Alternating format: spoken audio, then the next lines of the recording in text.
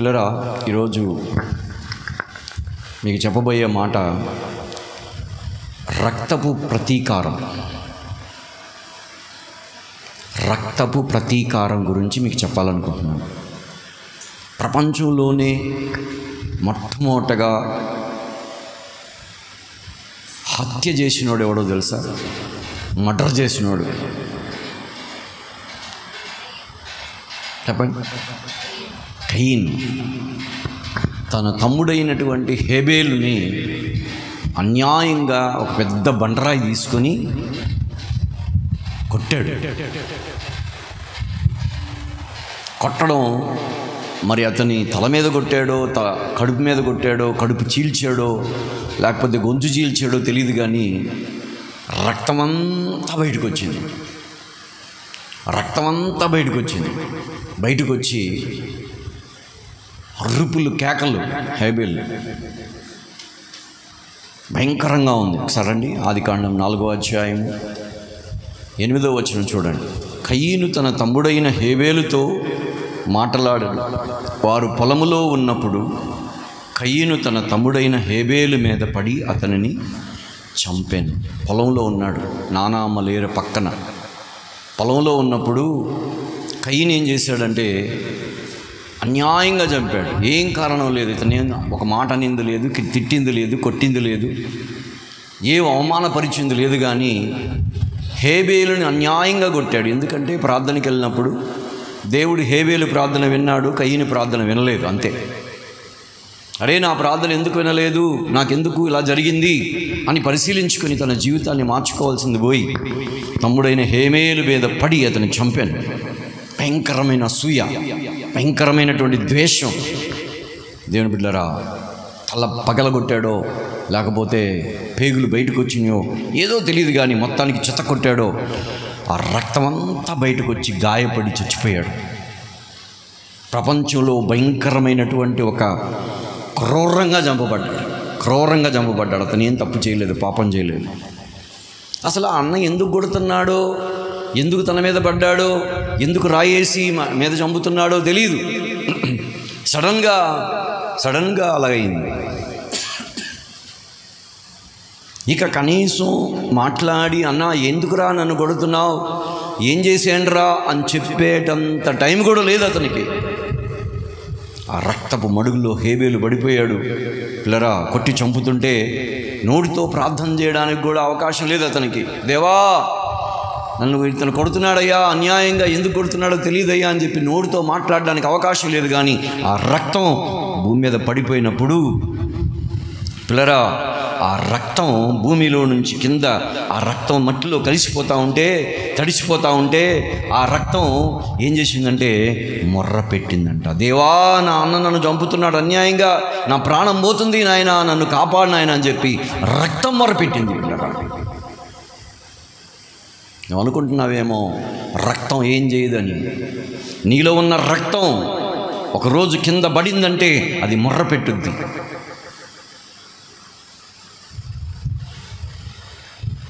ఆదికాండం 4వ అధ్యాయం 10వ వచనం. అప్పుడు ఆయన, నువ్వు చేసిన పని ఏమిటి అని దేవుడు అడిగితే, నీ తమ్ముని యొక్క రక్తం యొక్క స్వరం నేలలో నుండి నాకు మొర్ర పెడతాను. తమ్ముడు మొర్ర పెట్టట్లా, తమ్ముడిని చంపేశావు, నోరు రావట్లా, తల పగిలిపోయింది, కడుపు చీలిపోయింది. ఆ తల పగిలిపోతే అతను మాట్లాడలేకుండా కింద పడిపోయి శవంగా పడిపోతే ఆ రక్తం మట్టిలో కలిపోయి ఆ మట్టిలో నుంచి మొర్ర పెడుతుంది. అడిగాడు, నువ్వేం చేస్తున్నావు, నువ్వు చేసిన పనేంటి అని అడిగితే ఎంత లెక్క లేకుండా మాట్లాడాడు తెలుసా కయీను. నేనేమైనా వాడికి నేనేమన్నా కావాలన్నా, ఎవరిని అడుగుతున్నావు, ఏం మాట్లాడుతున్నావు? కొంతమంది మాటల్లోనే ఉంటాయి, బాధ్యత లేకుండా ఉంటాయి. తమ్ముడిని చంపింది కాకుండా దేవుడి దగ్గర లెక్క లేకుండా మాట్లాడుతూ ఉన్నాడు. ఆ రక్తపు మొర్ర విని పరలోకపు తండ్రి దిగొచ్చాడు కిందకి. ఊరకనే ఉండదు రక్తపు మొర్ర అంటే. నువ్వేందనుకుంటున్నావో ఆ రక్తపు మొర పైనుంచున్నటువంటి దేవుడు దిగొచ్చేశాడు. ఏ దూతలకు కానీ, గణాలకు కానీ, 24 పెద్దలకు కానీ, ఎవరికి కానీ దిగిరా అనేటువంటి వ్యక్తి దేవుడు ఆ యొక్క మొర్ర విని కిందకి దిగొచ్చాడు.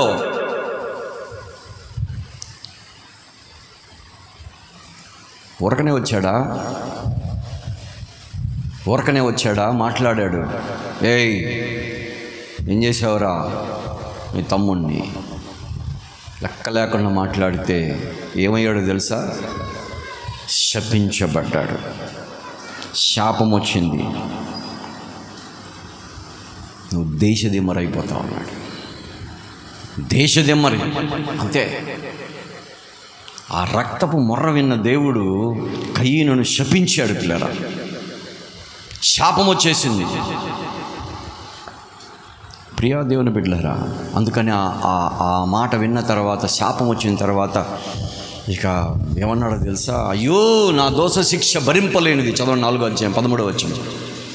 4వ అధ్యాయం 13వ వచనం అంటున్నాడు. అందుకు కయీను, నా దోష శిక్ష నేను భరింపలేనంత గొప్పది. హృదయం పగిలిపోయింది కయీనుది. ఇంత భయంకరం వచ్చింది అనుకోలా. దేవుడు దిగొస్తాడు అనుకోలా. రక్తమే మొరపెట్టుద్దని కూడా అనుకోలా. ఈరోజు చాలామంది జీవితాల్లో ఆ రక్తం మొరపెట్టుద్ది, ఆ రక్తం విలువైందని తెలియదు. రక్తం ప్రతీకారం చేస్తుంది. జాగ్రత్త పిల్లరా. హేబేలు యొక్క రక్త శాపం ఎవరి మీద తగిలింది? కయీను మీద తగిలింది. అంతే. తగలడం, అతను దేవుని సన్నిధి నుంచి వెళ్ళిపోయాడు.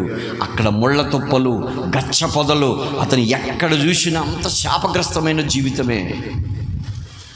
దేవుని సన్నిధి నుంచి అతను వెలివేయబడ్డాడు. పిల్లరా,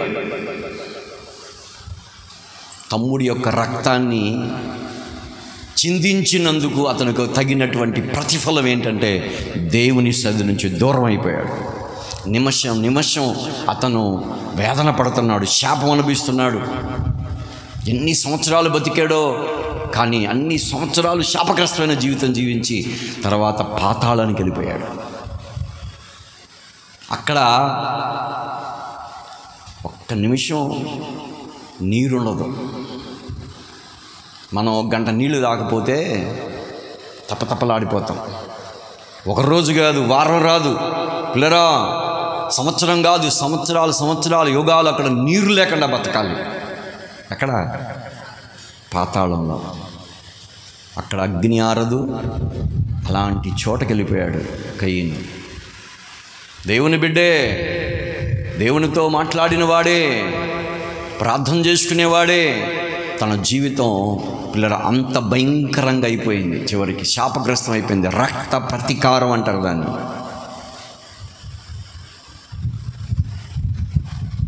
హేబేల్ రక్తమే అంత శక్తిమంతదైతే మన రక్షకుడైన యేసు రక్తం ఎంత పవర్ఫుల్లో తెలుసా? కాసేపు చెబుతా ఇను. ఎంత నిర్లక్ష్యంగా ఉన్నారంటే ఈ రోజుల్లో పిల్లరా, యేసు రక్తం గురించి తెలియట్లా వాళ్ళకి. నేను ఒక సింపుల్ చెప్పాను అనమాట. మీరు అరగంట టైం ఇచ్చారు కదా నాకు. ఈ అరగంటలో చెప్పేద్దామని చెప్తున్నాను. హేబేలు రక్తమే అంత పవర్ఫుల్. ఒక వ్యక్తిని తీసుకెళ్ళి నరకాన్ని పడేసింది. గజగజలాడిపోయాడు ఆ కయీను. వామ్మో, ఇంత భయంకరమైంది అనుకున్నారు. కానీ నీ యొక్క హృదయంలో అంత భయం లేదు నీకు. సృష్టికి ముందే ఉన్నటువంటి ప్రభువు ఆయన. హేబేలు తర్వాత పుట్టాడు. హేబేలుకు ముందుగానే భూమి నక్షత్రాలు పుట్టకముందే మన ప్రభువు పుట్టినటువంటి వాడు. ఆయన పేరు ఆల్ఫా ఒమేగా. 33.5 సంవత్సరాలు ఈ లోకానికి వచ్చి శరీరధారి అయిన దినాల్లో అద్భుతాలు, మహత్కార్యాలు, ఆశ్చర్యాలు ఎన్నో చేశాడు. గుడ్డివాడు చూశాడు, కుంటోడు చూశాడు, పక్షవాదులు బాగైపోయాడు. ఆయన మాట సెలవిస్తేనే అన్ని అద్భుతాలు జరిగినాయి. ప్రేమ దేవుని బిడ్డలారా, మన భూమి మీద సంచరించేటప్పుడు పిల్లరా ఎంతోమంది దెయ్యాలు కేకలేసి వెళ్ళిపోయింది. ఆయన మాట వింటుంటే లోపల ఉన్నటువంటి దెయ్యాలు గజగజలాడిపోయాయి. నీకు లేదు, అది నీకు ఆ భయం లేదు. దెయ్యాలు గజగజలాడిపోయినా ఎన్నో అద్భుతాలు జరిగినాయి. ఆ అగ్ని వంటి ఆ పరిశుద్ధ జీవితాన్ని చూసినటువంటి ఆ దెయ్యాలను కూడా గజగజలాడి పారిపోయాయి. ఒకరికి దెయ్యాలు పడితే పిల్లరా, అతను అన్నాడు, ఎందుకు ప్రభువా మమ్మల్ని ఇలాగా దుఃఖ పెడుతున్నావు, బాధ పెడుతున్నావు, అప్పుడే వచ్చావు మా దగ్గరికి అంటున్నాడు. పిల్లరా, అలాంటి మచ్చలేని ప్రభువు, ఏ పాపం చేయలేనటువంటి ప్రభువు నీ కోసం నా కోసం సిలువలో వేలాడు. మత్తయి సువార్త చూడండి 27వ అధ్యాయం 51వ వచనం చూద్దాం. అప్పుడు దేవాలయపు తెర పైనుండి కింది వరకు రెండుగా చినిగెను, భూమి వణకెను, బండలు బద్దలాయను, సమాధులు తెరవబడెను. నిద్రించినటువంటి అనేక మంది పరిశుద్ధులు శరీరములు లేచాను. ఆయన రక్తం పడేసరికి అక్కడున్నటువంటి బండలన్నీ కూడా బాంబు పడినట్టు పేలిపోయినాయి అంట. ఆ రక్తం అట పడ్డంతోనే ఆ బాంబులు పేలినట్టు పేలిపోయినాయి. Most powerful in the world, ప్రపంచంలో అతి పవర్ఫుల్ అయినటువంటి రక్తం యేసు రక్తం. బండలు బద్దలైపోయినాయి, భూమి వణికిందంటే ఇట్లాగా గజగజలాడి భూకంపాలు వచ్చినాయి. ఏ రక్తం పడి? యేసు రక్తం పడి. మోస్ట్ పవర్ఫుల్, ప్రపంచంలో అంత పవర్ఫుల్ అయినటువంటి వెపన్ లేక ఆయుధం ఏది లేదు. పరిశుద్ధుల శరీరాలు కూడా అది పడ్డంతోనే ఏమైపోయినాయి? పైకి లెగిచినాయి. బైబిల్ చెప్తుంది మనకి. అక్కడ ఉన్నటువంటి ప్రజలు ప్రభువారిని తీసుకొచ్చి పిలాతు ముందు నుంచోబెడితే అక్కడ ఉన్నటువంటి పరిసయ్యులు, శాస్త్రులు, ఆ యూదా జనాంగం అంతా ఏమని అరిశారు తెలుసా? చెప్పండి ఏమని అరిశారు వాళ్ళు? ఏం అరిశారు నాకు అనవసరం, నేను ఇంకా చాలే మూసుకొని అంటారా? ఏమరిశారండి వాళ్ళు? సిలువ వేయండి, సిలువ వేయండి, సిలువ వేయండి ఆయన యేసు ప్రభుని. అరే, ఆయన ఏం పాపం చేయలేదురా, ఏ తప్పు చేయలేదురా, ఒక అబద్ధం ఆడలేదురా, దొంగతనం చేయలేదురా, ఆయన ఎక్కడ ఏ యొక్క వ్యభిచారం చేయలేదురా, జారత్వం చేయలేదురా, ఏం చేయలేదన్నా కూడా అయినా పర్వాలేదు సిలువ వేయండి. ఆ దొంగని విడిచిపెట్టాడు. ఆ దొంగ మంచోడు కాదురా, దోచుకున్నవాడురా, వాడు భయంకరమైనటువంటి వాడురా, ఎంతోమందిని అఘాయిత్యాలు చేశాడు, ఘోరాలు నేరాలు చేశాడు. లేదు, బరబ్బానే కావాలి. యేసు ప్రభుని సిలువేయండి, సిలువేయండి. అల్లరైపోతుందంటే పిలాతుకేమో అతనిలో ఏ తప్పు కనపడల్లా. అరే, ఏ తప్పు లేదురా, ఆయన మీరు ఏందో చెబుతున్నారు కానీ ఏ తప్పు కనపడలేదు. సుప్రీంకోర్టు జడ్జి ఆయన పిలాతు, జడ్జి చెప్తున్నాడు ఈయనలో ఏ తప్పు లేదని చెప్తున్నాడు. ఏం చేశాడు తెలుసా ఆయన? చదువుదాం. మత్తయి సువార్త 27వ అధ్యాయం, మత్తయి సువార్త 27వ అధ్యాయం 24వ వచనం చదవండి త్వరగా. పిలాతు అల్లరి ఎక్కువచున్నదే కానీ తన వలన ప్రయోజనం ఏమీ లేదని గ్రహించాడు. ఇక వల్ల కాట్లా, పిలాతుకి ఎంత చేసినా అర్థం కాట్లా, అల్లరవుతుంది. వీళ్ళు ఏ మోక పట్టుకుందంటే చంపేయండి, చంపేయండి, చంపేయండి, చంపేయండి. ఆ రోజు పట్టుకున్న దయ్యం ఈరోజు అనేకుల హృదయాల్లో ఉంది. ఏసైనా చంపాలి, ఏసైనా నమ్ముకున్న బిడ్డలను చంపాలా, ఏ రకంగానైనా నాశనం చేయాలా ఏసైని, ఏసై బిడ్డలు నాశనం చేయాలనేటువంటి కంకణం కట్టుకున్నాడు అపవాది. అందుకని వాళ్ళు అన్నారు సిలువేయండి, సిలువేయండి, సిలువేయండి, సిలువేయండి అంటున్నారు. పిలాతు ఎంతో కంట్రోల్ చేయాలని ప్రయత్నం చేశాడు. అల్లరి కోగుచున్నదే కానీ ప్రయోజనము లేదని గ్రహించి నీళ్లు తీసుకొని ఏం చేశాడు తెలుసా? జనసమూహం అందరిని పిలిచి, రే ఇట్రంటరా, మీరందరూ గొడవ చేసుకుంటున్నారు, యూదులు కదరా, మీ యూదుడే కదరా, ఆయన కూడా మీ జాతికి సంబంధించినోడే కదరా, అరే మీకు మంచిగా చేశాడు కదరా, కాళ్ళు చేతులు బాగు చేశాడరా, గుడ్డోళ్ళను బాగు చేశాడరా, ఇదిగో మీరే చెబుతున్నారు కదరా, చచ్చిపోయిన వాళ్ళు తిరిగి లేపారా, దయ్యాలు బాగు చేశాడరా, మీరే చెబుతున్నారు కదరా, అయినా మీరే సిలువేయండి అంటున్నారంటే అప్పుడు ఏమన్నాడో తెలుసా ఆయన? చదువుదాం. జనసమూహము ఎదుట చేతులు కడుక్కొని, ఆ మాట గమనించండి, ఆ మాట గమనించండి. అతను గ్రహించాడు. ఈరోజు చాలా సంఘాల్లో ఇంకా గ్రహించట్లా. ఆ నీతిమంతుని యొక్క రక్తమును గురించి నేను నిరపరాధిని. రక్తం యొక్క పవర్ ఏంటో ఆయనకి తెలిసిపోయింది. ఆ రక్తం ఎంత పవర్ఫుల్లో, అది పడితే ఏమవుతుందో తెలుసు. హేబేలు రక్తం పడితేనే ఆ కయ్యను అసలు నామరూపాలు లేకుండా అసలు భయంకరమైనటువంటి శాపగ్రస్తుడిగా మారిపోయాడు. కానీ ఇతని రక్తం, ఇతను ఏ నిరపరాధి రక్తం రా, ఇతని రక్తం తీసుకుంటే ఏమైపోతాను నేను, నా కుటుంబం, నా బిడ్డలు, నా పరిస్థితి, నా జీవితం ఏమైపోద్దని చెప్పి భయపడిపోయాడు పిలాతు. ఆ భయం ఈ రోజుల్లో చాలామంది జీవితాల్లో లేదు.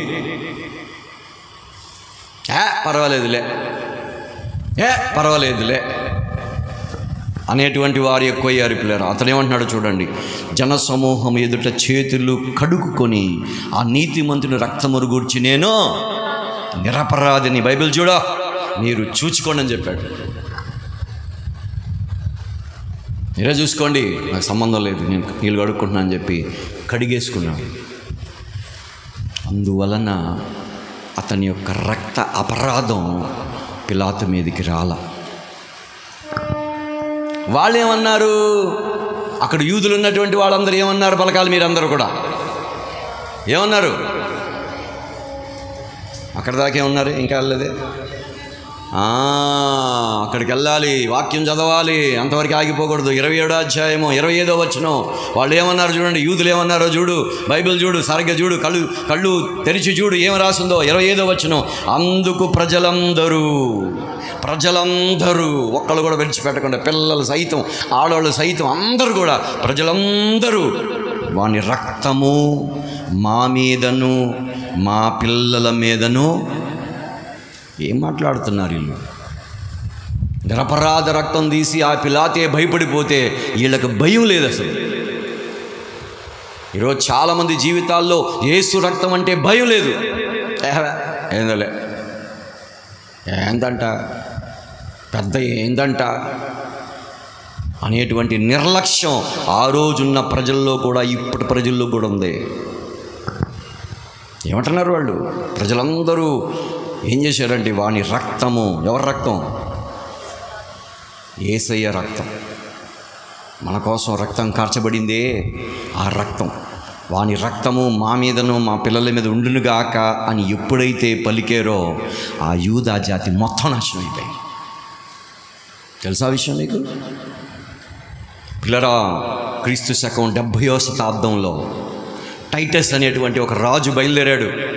ఆ రాజు వచ్చి ఇశ్రాయేలు మీద పడ్డాడు, యెరూషలేం దేవాలయం మీద పడ్డాడు. యెరూషలేములో ఉన్నటువంటి బంగారం, వెండి, భయంకరమైనన్నిటినీ దోచేసుకున్నాడు. యేసుక్రీస్తు వారు చనిపోయి, సిలువలో చనిపోయిన తర్వాత ఈ 70వ సంవత్సరం జరిగిన విషయం చెప్తున్నా.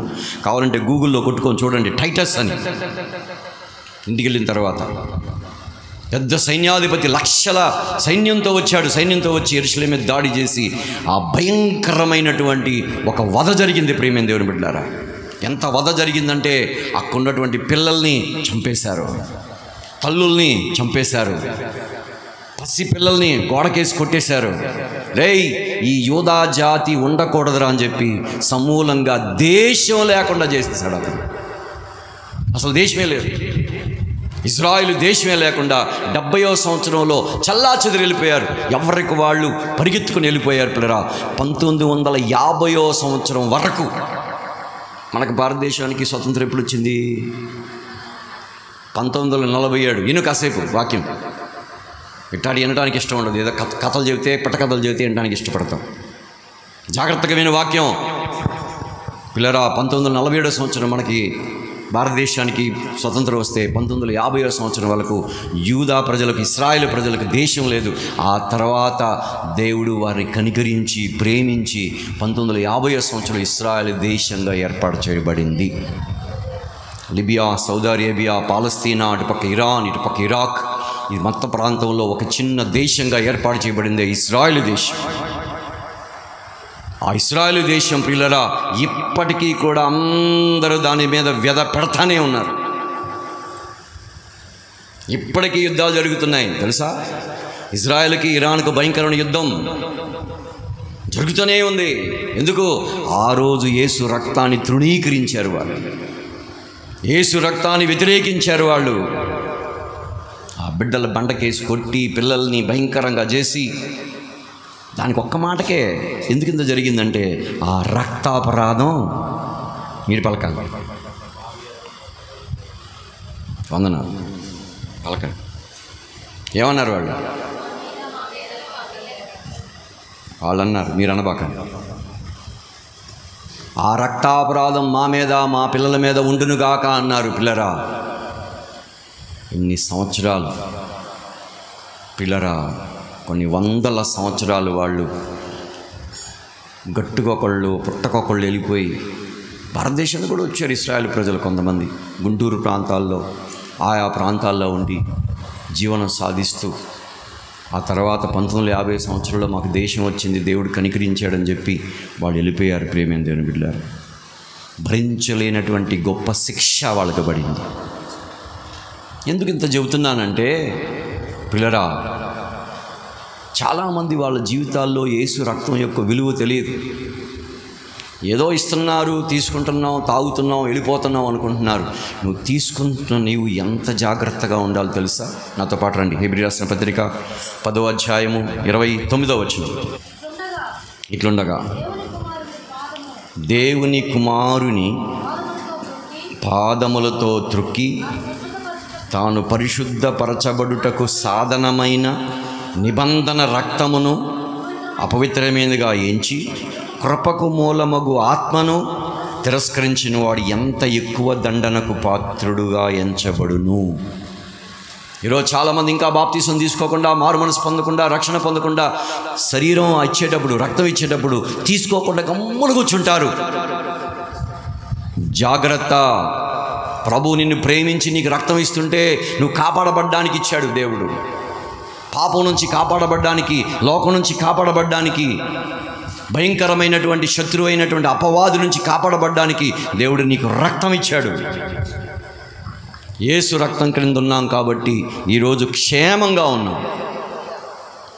యేసు క్రింద, యేసు రక్తం లేకపోతే నీకు క్షేమం లేదు. ప్రపంచంలో శ్రేష్టమైనటువంటి ఒక బలమైన కార్యం ఎక్కడుందంటే యేసు రక్తం క్రింద ఉండాలి. ఆ రోజు యూదా ప్రజలు యేసు రక్తాన్ని తృణీకరించారు. అందుకనే అన్ని వందల సంవత్సరాలు భయంకరమైన శిక్షను అనుభవించారు. పిల్లరా, ఇంకా అనుభవిస్తూనే ఉన్నారు. ఇప్పుడు వాళ్ళ సంగతి గురించి నేను చెప్పడానికి రాలేదు, కానీ నీ సంగతి గురించి చెప్తున్నాను. నువ్వు ఎలా ఉన్నావు? మారుమనసు పొందావా? రక్షణ పొందావా? బాప్తీసం తీసుకున్నావా? నా కోసం కాదు, నీ కోసమే, నీ బిడ్డల కోసమే. నీ జీవితాన్ని మార్చుకున్నావా? యేసు రక్తం తీసుకుంటా కూడా ఇంకా భయంకరమైనటువంటి టీవీ కార్యక్రమాల్లో ఉంటున్నావా?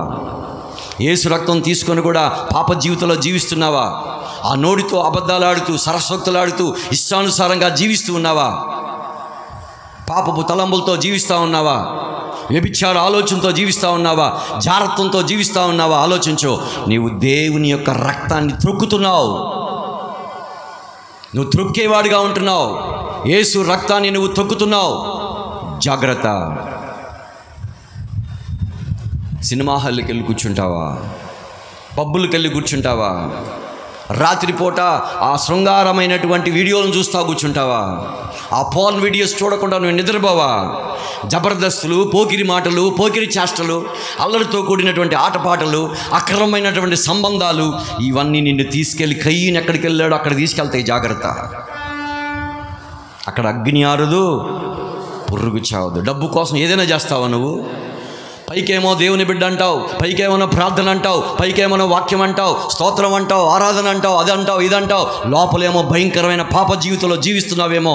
తస్మాత్ జాగ్రత్త. ప్రియులరా,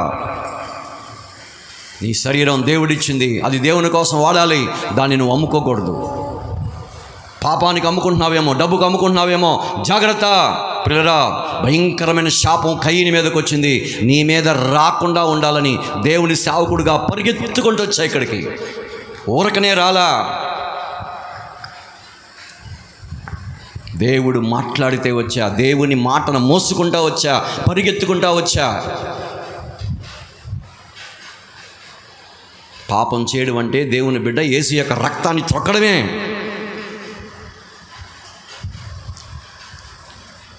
సౌలుతో అన్నాడు యేసయ్య, సౌలా సౌలా, నీవు నన్నేలా హింసించుచున్నా. మనకెక్కడ టైం ఉందండి? దేవుని బిడ్డలైన మనం మన జీవితాన్ని పరిశుద్ధంగా కాపాడుకుంటూ, అనేకుల్ని దేవుని సన్నిధికి నడిపించుకుంటూ ప్రార్థనలో ఉండడం చాలా ప్రాముఖ్యం. అపోస్తలుడైన పౌలు ఒక మాట అంటాడు, కొరింథీ రాసినటువంటి మొదటి పత్రిక ముగిస్తున్నాను, 9వ అధ్యాయం 27వ వచనం. ఒక చక్కని మాట అన్నాడు, గాలిని కొట్టినట్లు నేను పోట్లాడలేదు, కానీ ఒకవేళ ఇతరులకు ప్రకటించిన తర్వాత నేనే భ్రష్టునైపోదునేమో అని నా శరీరాన్ని నలకొట్టి దాన్ని లోబరుచుకుంటున్నాను.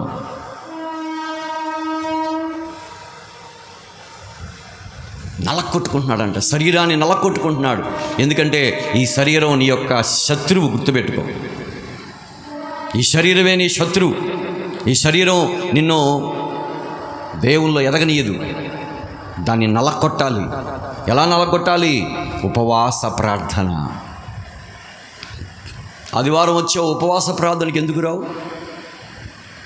ఆల్ నైట్ ప్రేయర్కి ఎందుకు రావు?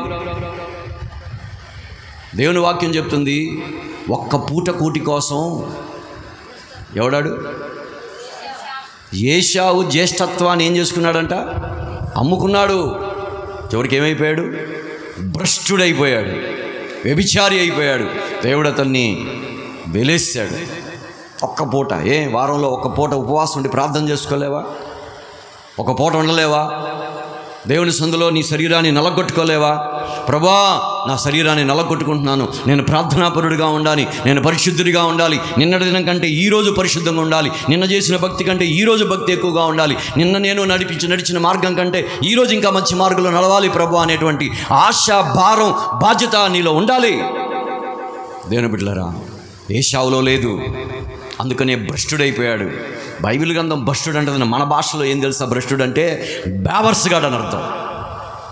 నువ్వు దేవుని రక్తాన్ని తృణీకరించావంటే ఒక పెద్ద బేవర్స్గాడుగా తయారైపోతావు, భ్రష్టుడిగా తయారైపోతావు. లోకంలో దేనికి పనికి రాకుండా పోతావు. చివరికి ఆ పాతాళంలో అక్కడ నీళ్లుండవు, అక్కడ ఆహారం ఉండదు, బగ బగ బగ బగ మండుతూ ఉంటుంది. అక్కడ నువ్వు వెళ్తావు, నీ పిల్లలు వెళ్తారు. జాగ్రత్త.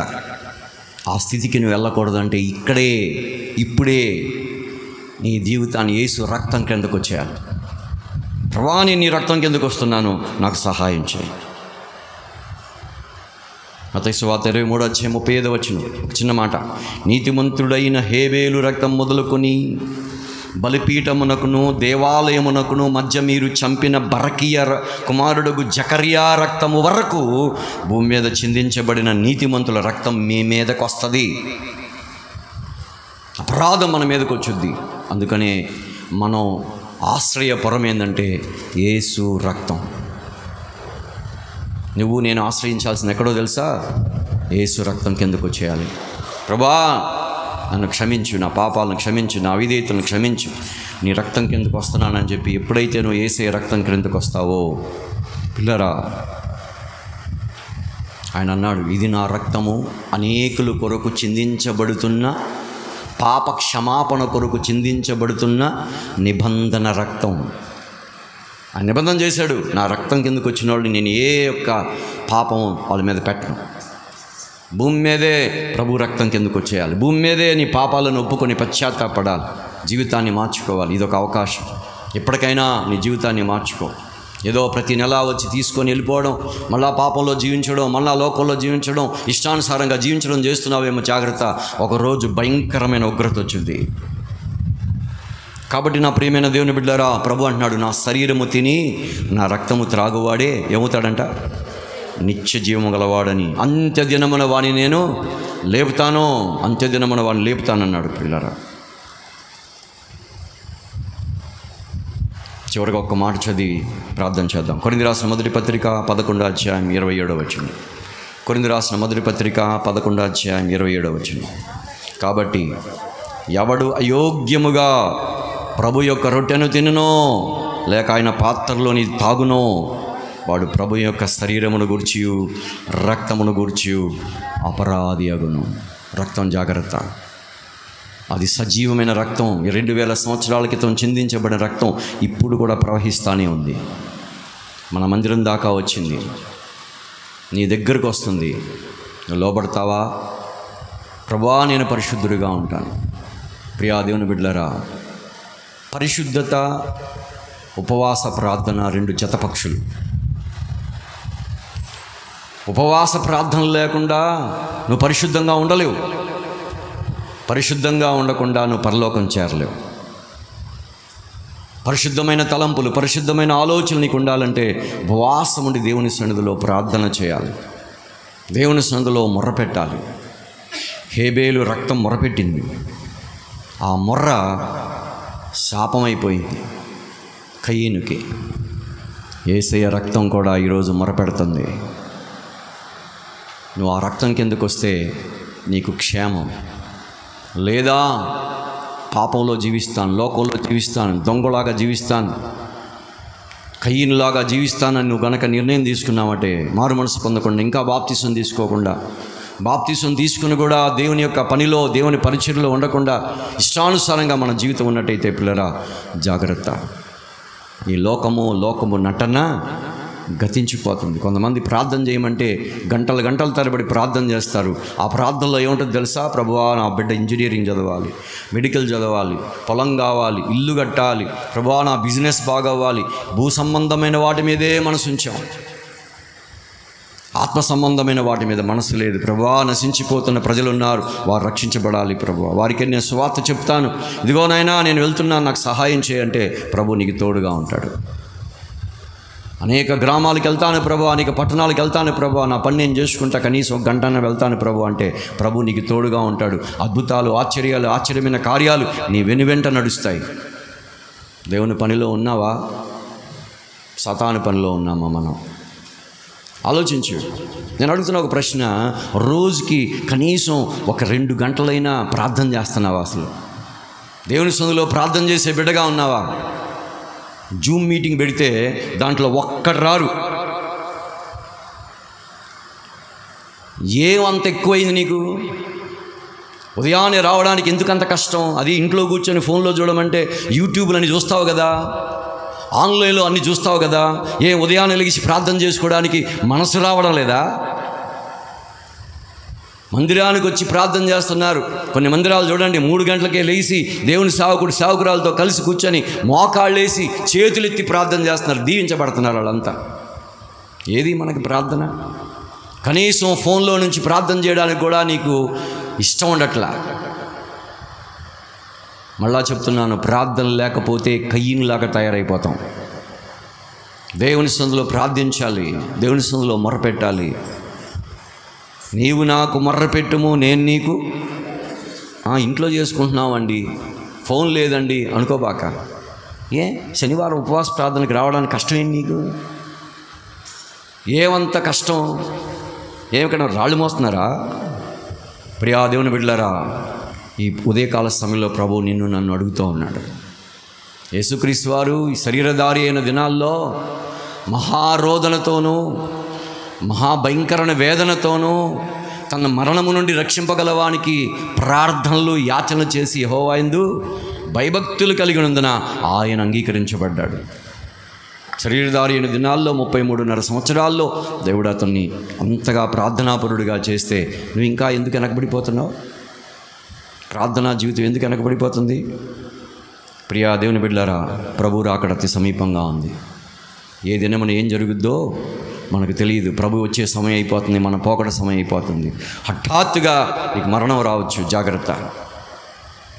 దానికి ముందే ప్రభు రక్తం కిందకి రా. ప్రతి పాపాన్ని విడిచిపెట్టు, రాజీ పడబాక, వద్దు, విడిచిపెట్టాయి. ఒకటి సంగతి నీకు అనవసరం. నీ మట్టుకు నువ్వు దేవుని యందు భయభక్తులు కలిగి ఉండు. వాడట్టున్నాడు, ఈడెట్టున్నాడు, మనకెందుకు? ఎవడెట్టుంటే మనకెందుకు? నువ్వెట్లున్నావు అంతే. పిల్లరా జాగ్రత్త, పిల్లరా. దేవుని వాక్యం చెప్తుంది, దినములు చెడ్డవి. జపాన్ దేశంలో భయంకరమైనటువంటి భూకంపాలు వచ్చినాయి. పిల్లరా, భయంకరమైనటువంటి భూకంపం. ఆ భూకంపం భయంకరంగా సునామీ మారే పరిస్థితి వస్తుందని చెప్తా ఉన్నారు. ఏదైనా పర్వాలేదు, ప్రభు రక్తం మన మీద ఉంటే మనకే భయం లేదు. ప్రభు రక్తం కింద నువ్వు ఉంటే ఏ భయం లేదు. ఒకవేళ ప్రభు రక్తం కింద నువ్వు లేకపోతే, అంటే ఇంకా ఒకవేళ పాపంలో ఉంటే, ఇంకా లోక సంబంధమైన జీవితంలో ఉంటే, ఆత్మ సంబంధమైన బిడ్డగా కాకుండా లోక సంబంధంగా ఉంటే ఏమైపోతావో ఆలోచించుకో. ఎందుకంటే నీకోసం కల్వరిసుల్లో ఆయన రక్తధారలు కార్చింది. నీకోసం ఆయన సెలవులో మొత్తం రక్తం అంతా కార్చేశాడు. ఆయన ఒక్క రక్త బొట్టు కూడా దాచిపెట్టుకోవాలి. ఎవరి కోసమో తెలుసా? నీ కోసం, నా కోసం. ప్రభా, నేను నమ్ముతున్నాను, నువ్వు నా కోసం కార్చావు. నీ బిడ్డగానే జీవిస్తా, చచ్చిపోయేంత వరకు నీ బిడ్డగానే ఉంటా. ఈ రక్తాన్ని నేను నుంచి దాటిపోను. ఆలోచించండి, ఈ వాక్యం ఆలోచించండి. హేబేలు రక్తమే అంత పవర్ఫుల్గా ఉండి కయ్యని తీసుకెళ్ళి పాతాళానికి పడేసింది. యేసే రక్తం నువ్వు నుంచి దాటిపోతే పరిస్థితి ఏమైపోతావు? ఇంకెవరు నేను కాపాడరు, ఇంకెవ్వరు నేను కాపాడేవాళ్ళు లేరు. అందుకని జాగ్రత్త. చివరి దినాల్లో ఉన్నాం, మనం సరి చేసుకుందాం. తల వంచండి, చిన్న ప్రార్థన చేసుకొని ప్రభు రక్తంలో, శరీరంలో పాలిభాగస్తులు అవుదాం. ఆ భయంతో మన హృదయాలకు నింపుకుందాం. ప్రభా, నాకు సహాయం చేయని